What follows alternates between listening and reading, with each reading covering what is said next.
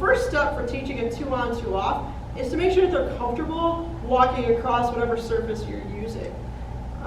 I use what's called a travel plank, and that's what we use in the facility. It's got a rubberized contact on top so that they're not slipping on it. Right now I have it doubled up since she's brand new to it and she's a bigger dog, so that I can make it easier for her to make sure she has both paws on it. As you can tell, she's obviously comfortable. If she wasn't, I would just kind of lure her across with treats a few times just to make sure she's comfortable on it. This dog's pretty fearless though. Although brand new to agility, it's actually the first time she's ever done anything agility related. I'm gonna go ahead and reward her a few times just for being on it. So she realizes that she needs to be on there. Free, and then I'm gonna free her off. I'm gonna wait for her to come back to it and get back on it again. I wanna make sure those back paws are on, because in the end, that's what we're gonna need. What are you gonna do? As soon as she has all 4 paws on there, I'm gonna start clicking and treating. Just gonna do this a few times at the very beginning, just so she knows that it has to do with that. Free.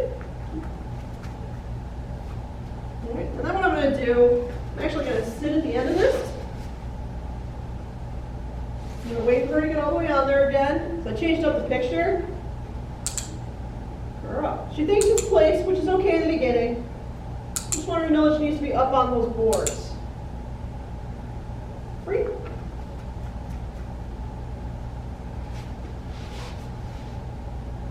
Now this time, I'm going to wait for you.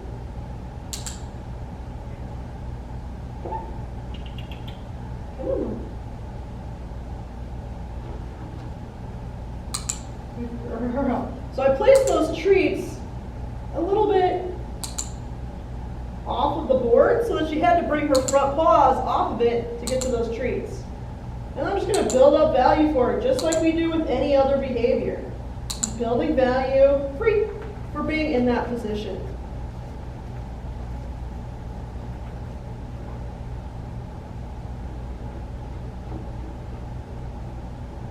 Oh, what do you do? I'm going to be patient with this. I'm just going to wait her out, break up some treats while I'm at it.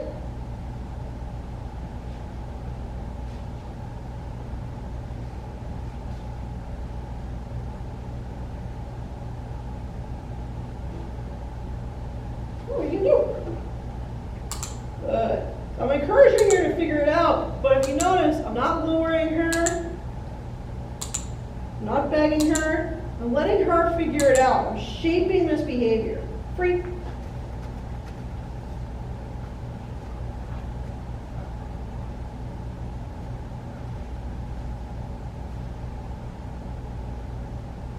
If you notice, she's offering things that she's, gotten rewarded for in the past. I'm just going to wait her out. What are you going to do, girlie? Yay, good girl! She was about to lay down, but then she thought about it and figured out what I was actually looking for. Free. And then I'm freeing her off every time so she knows when she's allowed to get off and when she's not. What are you going to do? Try again. What are you going to do?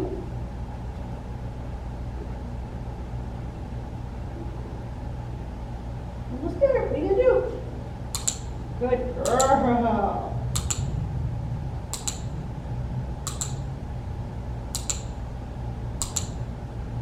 Free.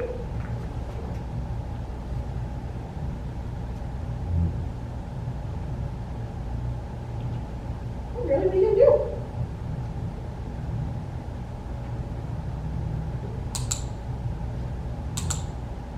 Girl.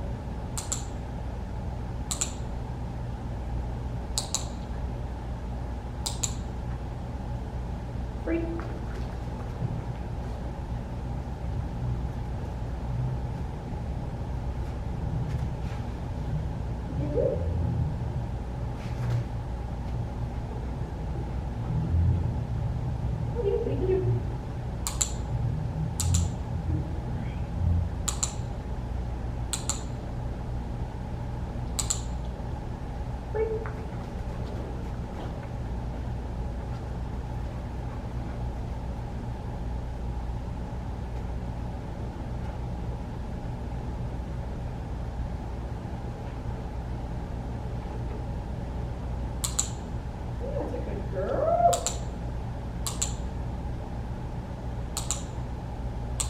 Now with this, I'm not going to move on to the next step until she's confident doing this with just the one board instead of the board doubled up. Free. The reason for that is because the actual contact equipment, the dog run and the teeter-totter, are both about the width of one of these. So we want to make sure that she can do it on a narrower width.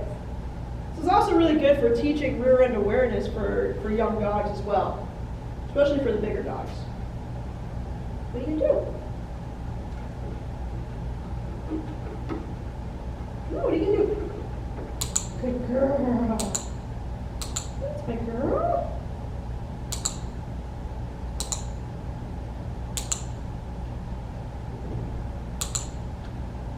Great. Now Nolly is just over a year old, so she's just now starting her agility career. What are you going to do? No, what are you going to do?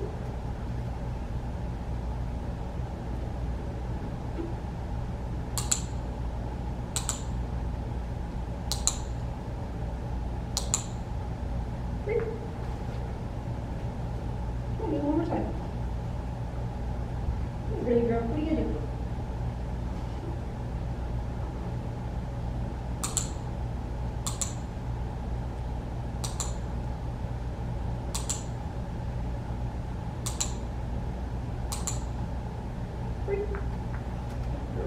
And that's the first step of teaching a 2-on, 2-off for contacts during agility.